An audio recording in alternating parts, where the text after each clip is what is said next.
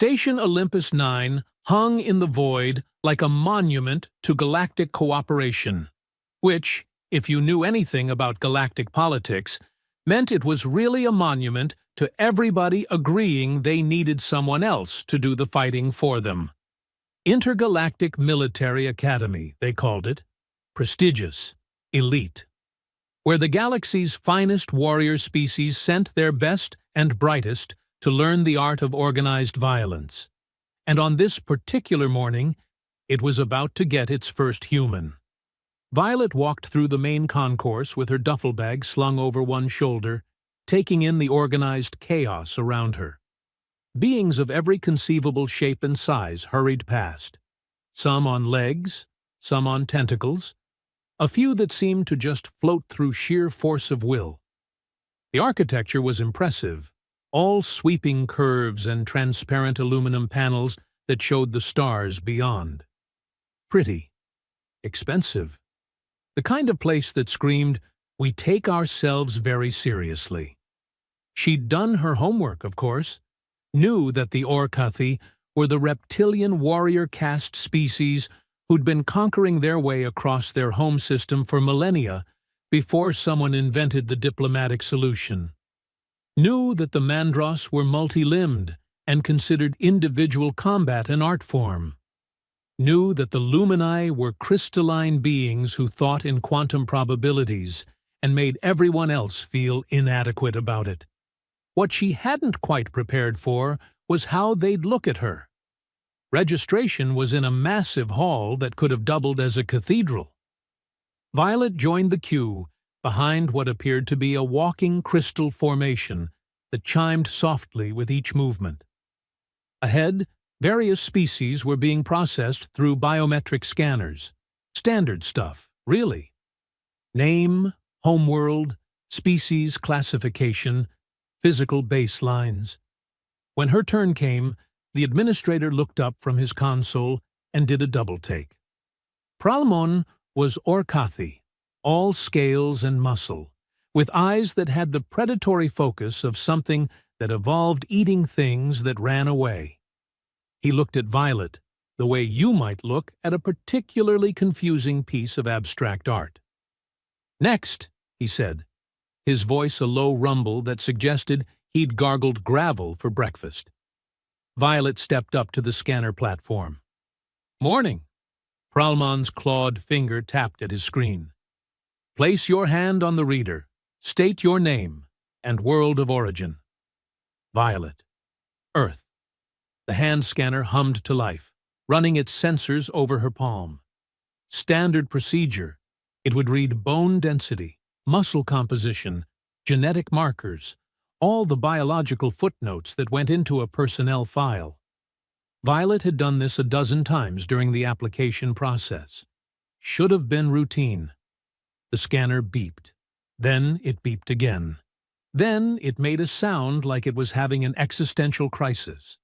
Pralmon frowned at his screen, tapping it with one claw. "Step back, please. Scanner malfunction." Violet stepped back, watched him run a diagnostic, mutter something in his native language that probably wasn't complimentary to the manufacturer, then wave her forward again. "Once more." She placed her hand back on the reader. The machine went through its cycle again, sensors glowing blue as they mapped her biology. And again, the protest. Beeps and boops and what sounded distinctly like electronic confusion. Pralmon's frown deepened. He leaned closer to his screen, reading something that apparently made no sense. Bone density, error. Muscle fiber composition, unknown. Gravity adaptation index, recalibrate device. He looked up at Violet with suspicion. "You are human, yes? From Earth?" "Last time I checked." "And Earth is classified as—" He scrolled through something. High-gravity world, dangerous fauna classification 9, atmospheric composition, borderline toxic to most species. He trailed off, looking between her and the screen like he was trying to solve an equation that kept changing variables. Scanner indicates you should require exoskeletal support just to stand upright in standard station gravity. Violet smiled politely, said nothing. Let him work through it. Pralmon stared at her for another moment, then made a noise that might have been a sigh if reptiles sighed. He tapped something on his screen with more force than strictly necessary. Equipment malfunction. Third one this cycle. Another tap. Processing you manually. Proceed to Dormitory Wing, Section 9, Room 228. Orientation is at 0800 tomorrow. Next. Violet grabbed her duffel and headed for the dormitories, feeling Pralmon's gaze on her back the whole way. The narrator, if there was such a thing, would have noted that this was a pattern that would repeat itself. Violet, smiling politely while reality broke itself against her, everyone else assuming their instruments were broken rather than reconsidering their assumptions. Would have been funny if it wasn't so predictable. Dormitory Wing Section 9 was clearly designed for mixed-species habitation, which meant it was designed for nobody in particular and everybody in general. The corridors were wide enough for the bulkier species, but not so wide that the smaller ones felt like they were hiking through canyons. Lighting was adjustable. Temperature controls every 10 meters. The kind of compromise that made everyone equally uncomfortable. Room 228 had 2 occupants already. Talarisa was immediately obvious. A lumine standing about 2 meters tall, her crystalline body catching the light and scattering it in ways that made Violet's eyes want to cross. She turned when Violet entered, and her form chimed like wind through glass sculptures. "New roommate," Talarisa said, her voice harmonic and strange. "Welcome. I am Talarisa." She gestured to the third bunk, which was mercifully human-compatible. "You may have that sleeping platform." "Thanks. I'm Violet."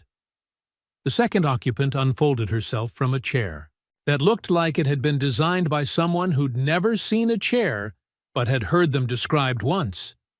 Nomqua was Mandros, 4 arms, chitinous plating, and eyes that tracked movement with unnerving precision. She'd been reading something on a datapad, and now she set it aside with 2 hands, while the other 2 crossed over her torso in what Violet recognized as a Mandros gesture of polite greeting. "Violet from?" Nomqua asked. "Earth." Both roommates went very still. Not hostile still, more like confused still, with a side helping of, "Did I hear that right?" Talarisa's chiming shifted in pitch. "Earth, human homeworld. Classification 9 danger rating." "That's the one." Nomqua's mandibles clicked softly, thinking, processing. "I was under the impression humans required significant environmental adjustment to survive in standard station conditions. You appear," she gestured vaguely with one hand, "intact." Violet dropped her duffel on her assigned bunk and started unpacking. "Station gravity is pretty comfortable, actually. Little light, but nothing I can't handle." "Light," Talarisa repeated, like the word had personally offended her. "Earth's gravity index is 1.2 standard. Station maintains 0.95 standard for mixed species comfort. You find this light?" "I mean, I'm not complaining." Violet pulled out her uniform. Academy issue, standard cut, nothing fancy. "What's the curriculum like here? I read the overview, but I'm curious what it's actually like day to day." Smooth redirect. Change the subject before anyone started asking too many questions she didn't feel like answering yet. Nomqua and Talarisa exchanged what might have been a look. Hard to tell with species that didn't have traditional faces. But they took the bait. "Combat theory in the morning," Nomqua said, settling back into her chair. "Physical conditioning after midday meal. Tactical studies in the evening rotation. Standard curriculum for first cycle cadets." "Instructor Ralvix teaches combat theory," Talarisa added, and there was something in her harmonic voice that suggested opinions. He is traditional, or Kathi warrior caste, 30 campaigns, very accomplished, very intense, Violet offered. I was going to say convinced of his own correctness, but intense works as well. Nomqua's mandibles clicked again. Laughter, Violet was pretty sure. He believes strongly in practical demonstration, expects cadets to learn through experience rather than theoretical study. Hands-on learning. Got it. Violet finished unpacking, stowing her gear in the locker at the foot of her bunk. Not much. Clothes, toiletries, a few personal items that would have looked completely mundane to anyone who didn't know what Earth was actually like. You two been here long? 3 cycles, Talrisa said. Nomqua arrived 1 cycle before me. We have survived thus far. She makes it sound dramatic, Nomqua said, but she is not entirely wrong. Academy has attrition rate. Species that cannot adapt to the training intensity tend to transfer to other programs. Violet nodded, filing that away. Attrition rate. Intensity. Ralvix's reputation for practical demonstration. Standard military academy stuff, really, just with more tentacles and fewer humans than she was used to. What neither of her roommates said, what they were both clearly thinking but too polite to mention, was the obvious question. What was a human doing here? Earth was a footnote in galactic databases. Recent contact. Pre-faster than light until embarrassingly recently. Homeworld so hostile that survey teams needed full environmental suits just to visit. The dominant species had spent most of their recorded history fighting each other over resources, territory, and concepts so abstract that other species needed 3 translation matrices just to understand what they were angry about, were basically the galactic equivalent of that weird cousin who showed up to family reunions covered in mud and claiming they'd fought a bear. Interesting in theory. Probably best observed from a distance. Definitely not warrior caste material. Violet smiled to herself as she arranged her things. Let them wonder. Let them make assumptions. She'd learned a long time ago that being underestimated was an advantage, not an insult. Besides, tomorrow was combat theory with Instructor Ralvix. That should be educational. Advanced combat theory met in a lecture hall that could seat 200 cadets, and currently held about half that. Violet arrived early. Old habit, scope out the terrain before committing, and found a seat midway up the amphitheater-style rows. Good sightlines. Easy exit, if needed. Not that she expected to need an exit from a lecture, but again, old habits. The other cadets filtered in gradually, and Violet got her first real look at the diversity of the student body. Orkathi clustered together, all scales and swagger. A group of lumini occupied one corner, their crystalline bodies creating a light show as they communicated in harmonics, too complex for standard translators. Mandros scattered throughout, their multiple limbs making the standard seating arrangements look like an engineering puzzle. And then there was her, one human, alone in a sea of species that had been doing this whole galactic civilization thing for thousands of years, while Earth was still figuring out agriculture. No pressure. Talrisa slid into the seat beside her, chiming softly. You survived the night. Encouraging. Did you expect otherwise? Nomqua was convinced you would request environmental adjustments by morning. I had slightly more faith. Appreciate the vote of confidence. The lecture hall's main doors opened, and the ambient chatter cut off like someone had flipped a switch. Instructor Ralvix entered, and, yeah, okay. Violet could see why people got quiet. He was massive even by Orkathi. Standards, probably pushing 3 meters tall, built like something that had been designed by committee to be as intimidating as possible. Scars crisscrossed his scales, the kind you earned through experience rather than decoration. His eyes swept the assembled cadets with the casual disdain of someone who'd forgotten more about combat than most of them would ever learn. "Sit," he rumbled, even though everyone was already sitting. Command voice. The kind that made sitting feel like an active choice you were making to comply rather than something you'd already been doing. He stalked to the front of the lecture hall, movements predatory and precise. "Combat theory," he began, not bothering with pleasantries or introduction. "You are here because your species believes you have potential as warriors. Some of you may even be correct in this belief." A pause. His gaze swept the room again, lingering on individuals seemingly at random. "Today, we discuss reaction time and combat awareness, the difference between a warrior who survives and one who becomes a casualty statistic." Violet pulled out her datapad, started taking notes. Standard stuff so far: situational awareness, threat assessment, the ODE loop under a different name. She'd heard variations of this lecture from instructors on 3 continents back home. Ralvix paced as he spoke, his tail, thick as Violet's torso, swishing behind him with controlled precision. Reaction time is not merely physical, it is mental.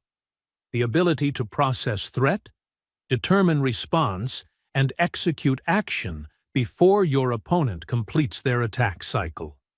This is what separates predator from prey. He stopped pacing, looked directly at Violet. "Oh, here we go." "Observation," Ralvix said, still holding her gaze, "is insufficient without practical demonstration. Theory without application is merely philosophy." He gestured to her with one clawed hand. "You, new cadet, stand." Violet stood, leaving her datapad on the seat, felt the attention of every being in the hall shift to her like a physical weight. "Name and species," Ralvix commanded. "Violet, human." A ripple of something, surprise, curiosity, amusement maybe, went through the assembled cadets. Ralvix's eyes narrowed slightly. "Human, from Earth, recent addition to Galactic community. Your species has limited combat experience in modern contexts, yes?" "Depends on your definition of modern, sir." "Indeed." He moved closer, circling her like a predator assessing prey. "I am going to demonstrate reaction time differential. I will execute a strike. You will attempt to respond. This will illustrate for the class the importance of training and natural aptitude in combat scenarios. Do you understand?" Violet understood perfectly. This was the teaching method Nomqua had mentioned. Practical demonstration, with her playing the role of object lesson. Show the fragile human how outmatched she was. Establish the pecking order. Make everyone else feel better about their own chances. Classic. "I understand, sir." "Excellent. Remain where you are." Ralvix took 2 steps back, giving himself room. His stance shifted. Subtle, but Violet caught it. Weight distribution changing, muscles coiling. He was going to throw something flashy, something that would look impressive to the audience while being controlled enough not to actually hurt her. Probably a high kick, targeting head level.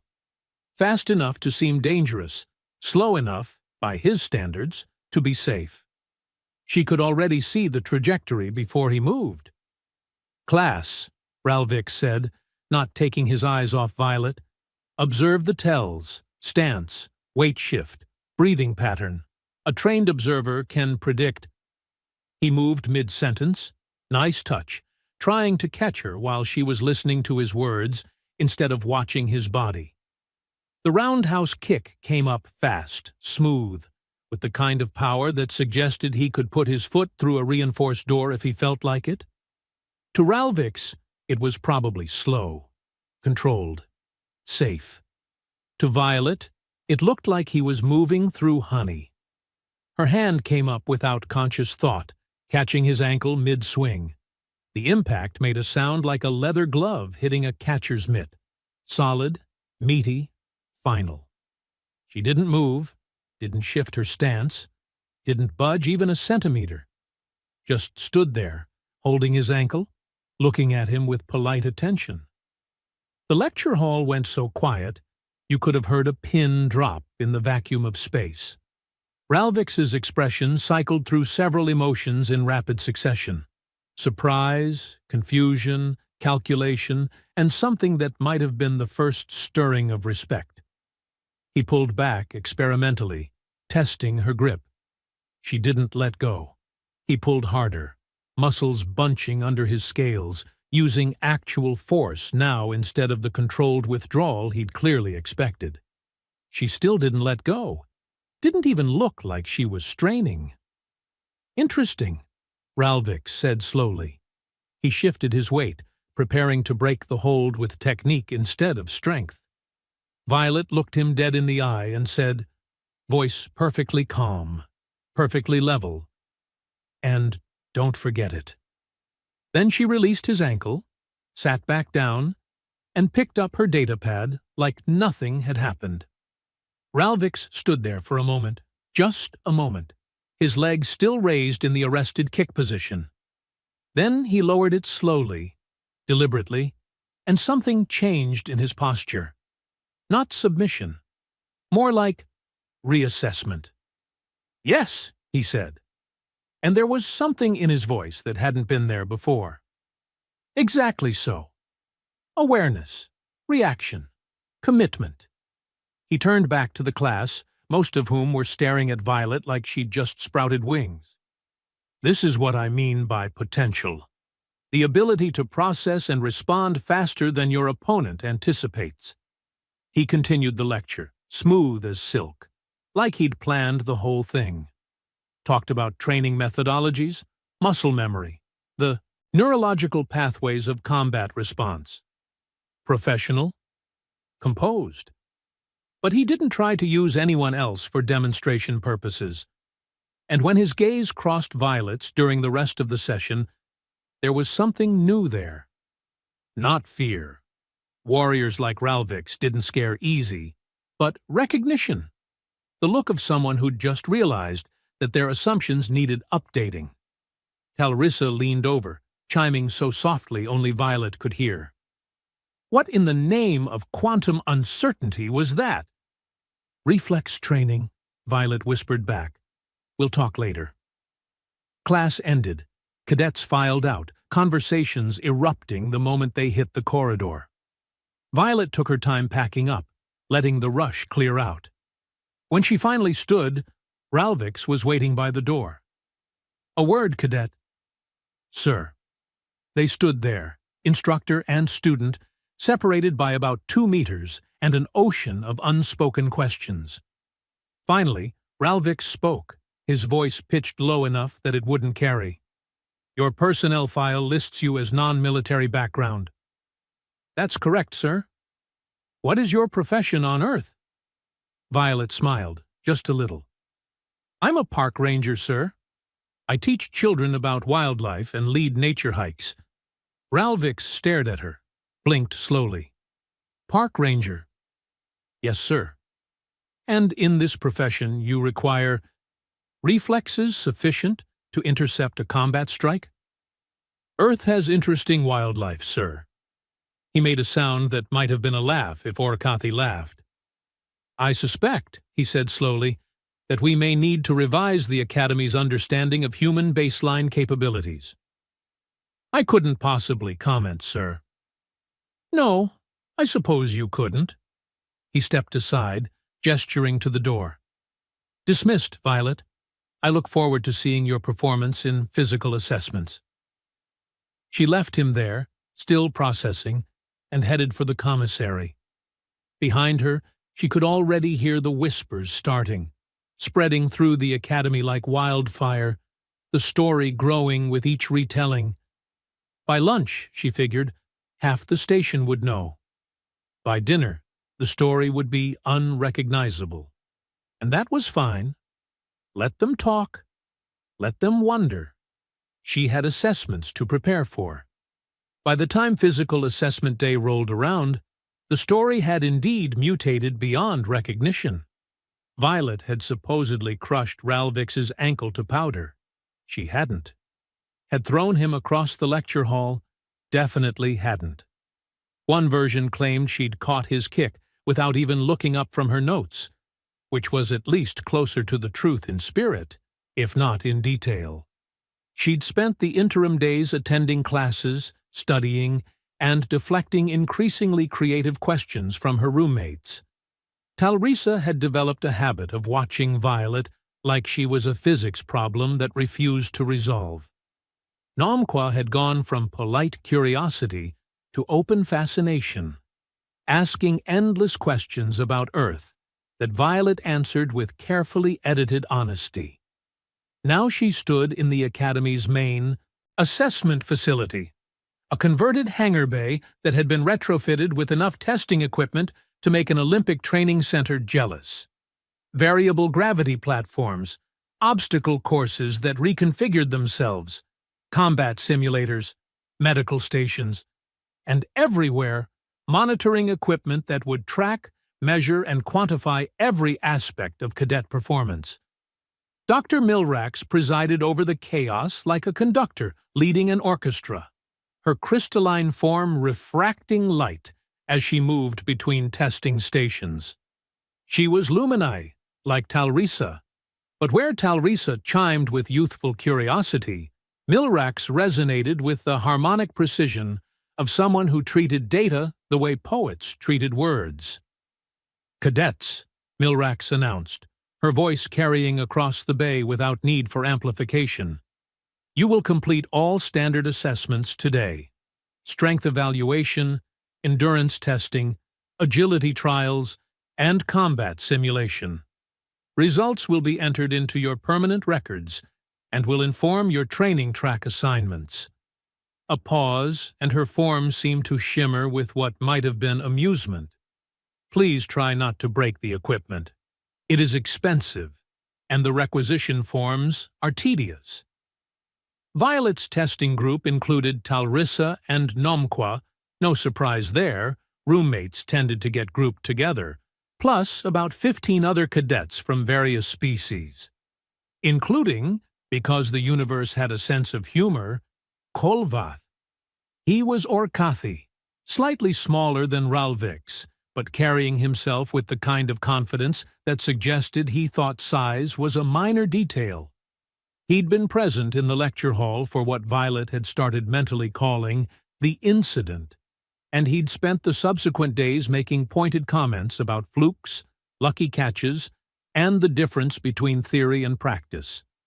Right now, he was doing stretches that showed off his musculature while shooting glances in Violet's direction. Subtle.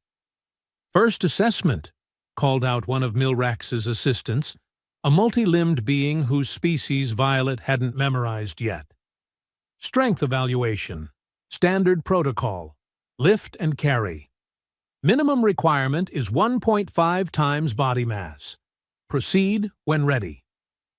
The testing station was straightforward, a platform with variable resistance bars that adjusted to each cadet's physiology. Step up, grip the bar. Lift until the sensors registered success or failure. Simple. Elegant. Designed to be species neutral. Kolvath went first, naturally. Strutted up to the platform, gripped the bar with both clawed hands, and lifted smoothly. The readout flashed green, 2.1 times body mass.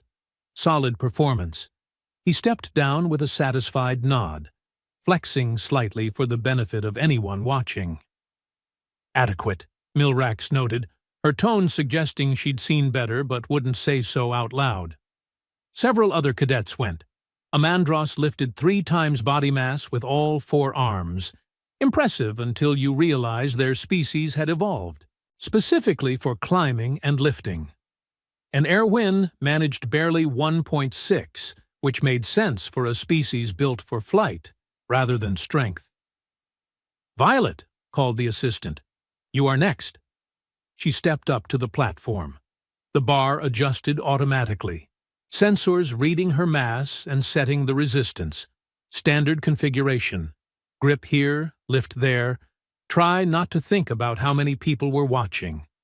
Violet gripped the bar, lifted. The resistance felt light. Really light. Like lifting a loaded hiking pack instead of 1.5 times her body weight. The readout flashed green. Then it flickered. Then it displayed a number that made the assistant lean closer to double-check. 3.2 times body mass, the assistant announced, voice uncertain. "Please, remain on platform. Verify reading." Dr. Milrax materialized at the testing station with speed that seemed physically improbable for a crystalline being. She examined the readout, checked the sensors, then looked at Violet with the kind of attention usually reserved for unexplained phenomena.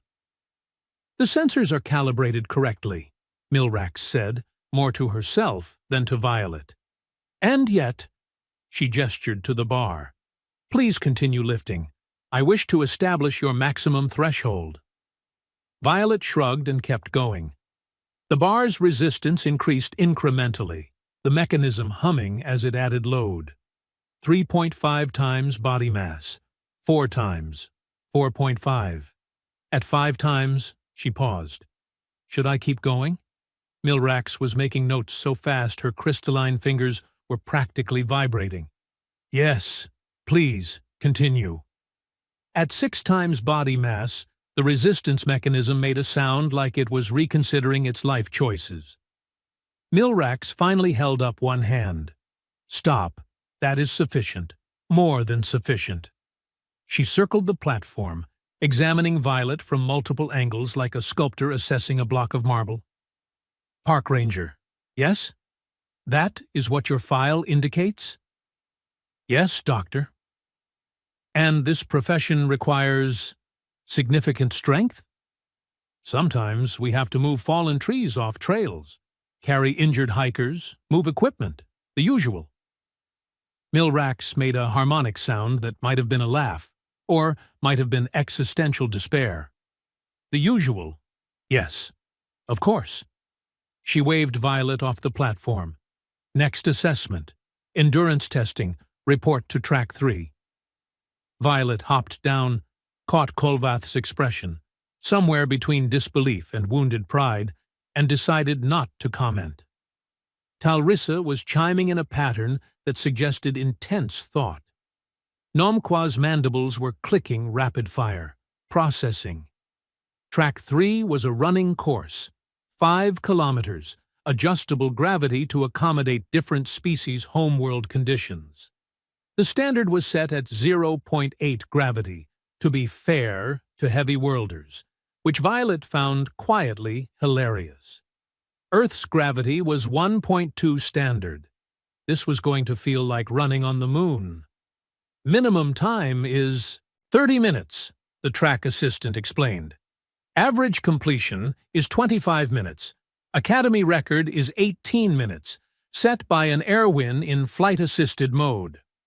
Violet lined up with her group. The starting signal chimed.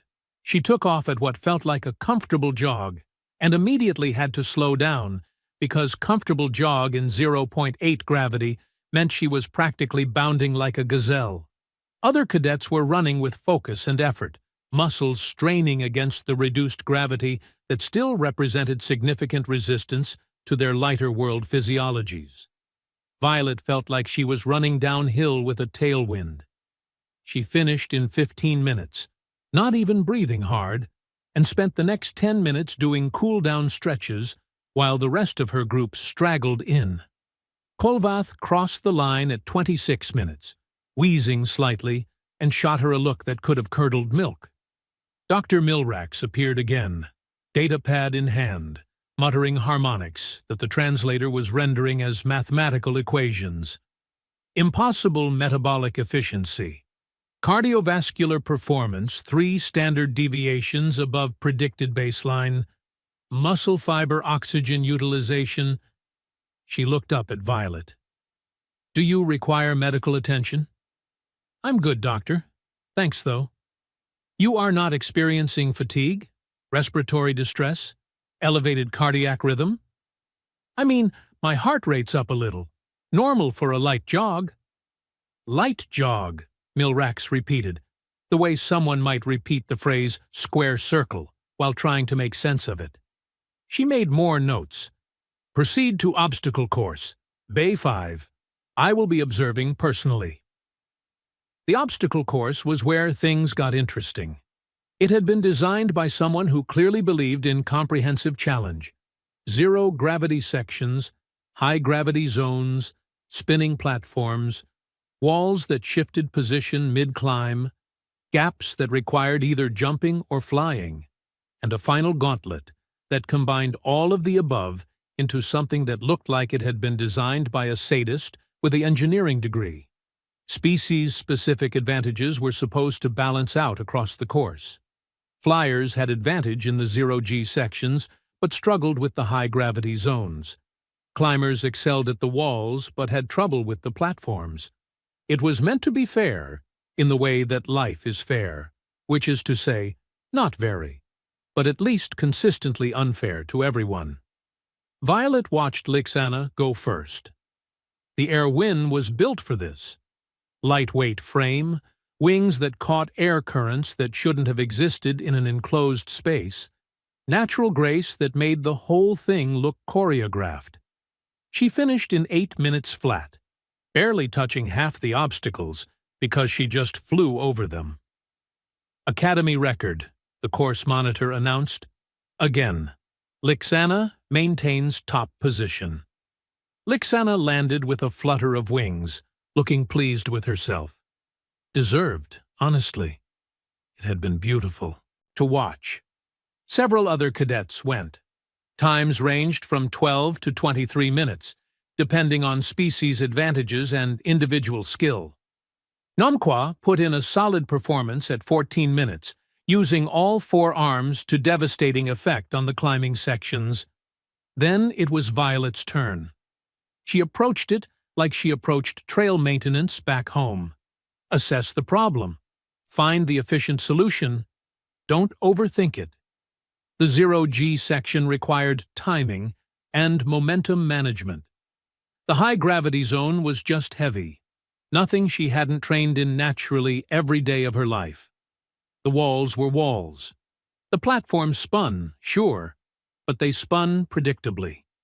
Where others relied on wings or extra limbs or specialized anatomy, Violet used problem-solving and adaptability.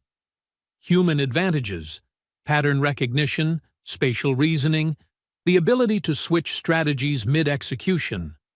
She cleared the course in 9 minutes, 30 seconds. Not the fastest, Lixana still held that, but the fastest time for any bipedal, non-flying species by almost 4 minutes. And she'd done it without specialized equipment, without anatomical advantages, just by being efficient and refusing to overcomplicate things.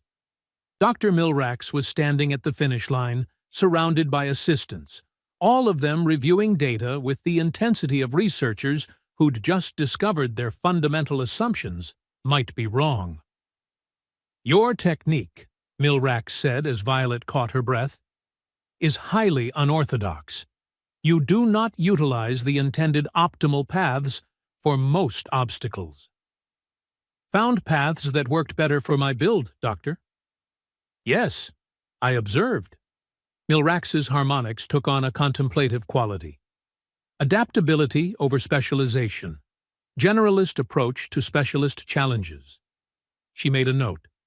Fascinating. Final assessment. Combat simulation. Report to Arena 2 when ready. Violet took a water break, hydrated, stretched. Around her, cadets were whispering, not hostile, just intensely curious, and maybe slightly concerned. She'd gone from novelty to legitimate curiosity in the span of 3 tests.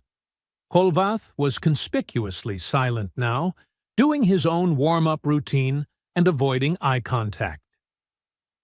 Arena 2 housed the combat simulator, an AI-driven system that analyzed fighting styles and escalated difficulty until cadets failed.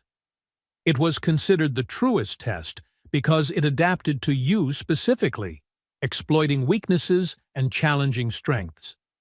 Most cadets lasted 3 to 5 rounds. The Academy record was 12 rounds, held by some legendary graduate whose name was spoken with reverence. Violet stepped into the arena. The AI materialized its first opponent, a holographic construct with basic attack patterns. Beginner level, per protocol. She dispatched it in about 20 seconds. Round 2, slightly more complex, 40 seconds. Round 3, the AI started using feints, 1 minute. By round 6, Dr. Milrax was standing on a chair, actually standing on a chair, shouting readings to her assistants while they frantically recorded data. By round 9, a crowd had gathered, cadets abandoning their own assessments to watch. By round 12, Violet had tied the Academy record, and the AI was throwing attack patterns that would have challenged professional fighters. Round 15. The AI was combining techniques from multiple species, creating hybrid fighting styles that shouldn't have worked, but did. Round 18. The AI paused mid-attack, froze, and displayed an error message. Simulation parameters exceeded, the arena computer announced in a flat, mechanical voice. No additional challenge protocols available. Victory by default assigned to Cadet Violet. The arena went quiet. Then someone started a slow clap, Lixana, actually, her wings rustling with what seemed like genuine appreciation. Others joined in, not mockery, not disbelief. Respect. Violet stepped out of the arena, grabbed her towel, and found Dr. Milrax waiting with an expression that crystalline beings probably shouldn't have been capable of making. "Park Ranger," Milrax said slowly. "Yes, Doctor. You teach children about wildlife." "That's right. And lead nature hikes. Among other things." Milrax was silent for a long moment, her form refracting light in patterns that suggested intense cognitive processing. Finally, she spoke. "I am going to need to completely recalibrate the Academy's baseline assumptions about human physiology. If you'd like, Doctor, I can put you in touch with Earth's liaison office. They probably have better data than my personnel file." "Yes, please, do that." Milrax made one final note on her datapad, then looked up at Violet with what might have been respect, or might have been the crystalline equivalent of a headache. "You are dismissed, Cadet. Excellent performance, truly excellent." Violet headed for the showers, feeling the weight of 100 stairs following her across the bay. Behind her, she heard Kolvath's voice, very quiet, saying something in his native language that the translator rendered as, "We are going to die in training, aren't we?" And Talrisa's response, chiming with grim certainty, "Potentially, yes." The gathering happened organically, the way these things usually did. Someone mentioned meeting in Common Area 12 after dinner. Someone else passed it along. By the time Violet arrived, fashionably late, because she'd learned that being the first person to show up to an impromptu interrogation was never a good strategy, the place was packed. Easily 50 cadets from a dozen species, all crammed into a space designed for maybe 30. They'd rearranged the furniture into a rough circle, leaving one chair conspicuously empty in the center. For her, presumably. Subtle. Violet grabbed the chair and sat, scanning the assembled faces. Well, the assembled approximations of faces for species that had them. Talrisa and Nomqua were there, front and center. Lixana perched on a windowsill, wings folded. Kolvath lurked in the back, looking like he was reconsidering every life choice that had led him to this moment.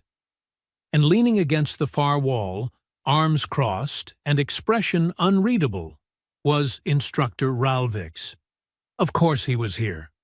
Wouldn't have missed this for anything. So, Violet said, breaking the silence because someone had to, this is either a very elaborate welcome party, or you all have questions. Talrisa chimed forward slightly. We have questions. Thought you might. What? Talrisa continued, her harmonics taking on an almost desperate quality. In the galaxy's name are humans. Fair question. Violet leaned back in her chair, considering how much to explain and how much to let them figure out on their own. In the end, honesty seemed like the path of least resistance. All right, she said, let me tell you about Earth. She started with the basics. Gravity 1.2 times galactic standard, which meant every human grew up functionally wearing a weighted vest their entire lives. Atmospheric composition that was oxygen-rich enough to be borderline toxic to most species, great for endurance, terrible for anyone who wasn't adapted to it. Temperature swings that ranged from frozen wastelands to scorching deserts, often on the same continent. Our planet, Violet said, watching the assembled cadets process this, is what the Galactic Council classified as a high-danger world. Class 9. Most species need full environmental suits just to visit. The survey teams that first made contact spent 3 months in orbit running simulations before they felt safe enough to land. Nomqua's mandibles clicked softly. And humans evolved there, naturally. Born and raised, every single one of us. That explains the physical capabilities, Dr. Milrak said from somewhere in the middle of the crowd. She'd apparently decided this was too interesting to miss. Adaptation to high gravity, dense atmosphere, variable environment. But it does not explain the combat performance. Physical conditioning alone cannot account for... We're persistence hunters, Violet interrupted gently. You know what that means? Silence. Confused silence. Most predators on Earth are ambush hunters or sprinters. They're fast, they're strong, they take down prey quickly or not at all. Humans evolved differently.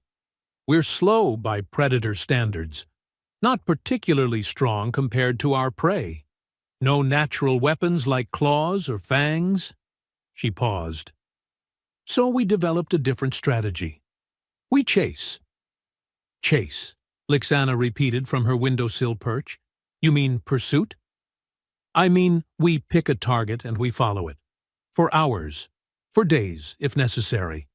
We track it across whatever terrain, through whatever weather, until it physically cannot run anymore. Until it collapses from exhaustion. Then we walk up and finish it. Violet smiled, and it was not a particularly comforting smile. We're not the fastest or the strongest, but we don't quit. Ever. It's literally how our species survived long enough to develop civilization. The room had gone very quiet. The kind of quiet that suggested people were rapidly recalculating threat assessments. Your eyes, said someone from the back, a species Violet didn't recognize. They face forward. Predator configuration. Yep, binocular vision, better for tracking and depth perception. And your teeth, Nomqua added slowly.